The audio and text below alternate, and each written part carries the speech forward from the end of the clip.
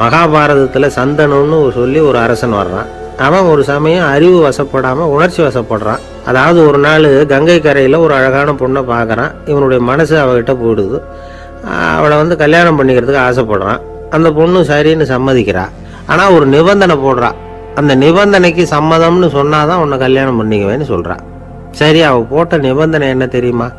இது மாதிரி நான் உங்கள் மனசு புண்படுற மாதிரி எந்த காரியம் பண்ணாலும் நீங்கள் என்ன ஏன்னு கேட்கக்கூடாது.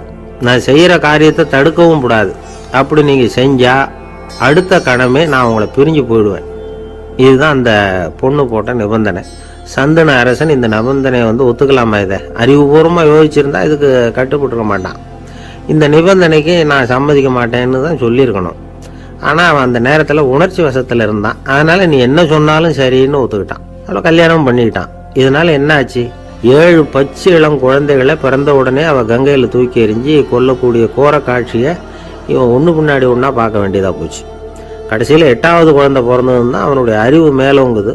அந்த கொடிய செயலை தடுத்து நிறுத்துறான். அந்த 8வது குழந்தை தான் பின்னாடி பீஷ்மரா ஆகிறார். ஒரு பக்தி பிரசங்கத்துல ஒரு பேச்சாளர் இந்த விஷயத்தை சொல்லிவிட்டு இன்னொரு விஷயமும் சொன்னார். அது என்னன்னா, சந்தனு மன்னன் அறிவுக்கும் உணர்ச்சிக்கும் நடுவில் அகப்பட்டு தவிச்சதுனால அவன் வம்சத்துல வந்த கௌரவர்கள் உணர்ச்சி வசப்பட்டாங்க, பாண்டவர்கள் அறிவு வசப்பட்டாங்க அப்படின்னு சொன்னார். மனுஷனுக்கு உணர்ச்சியை விட அறிவு மேலோங்கி இருக்கணுங்கிறது சரிதான்.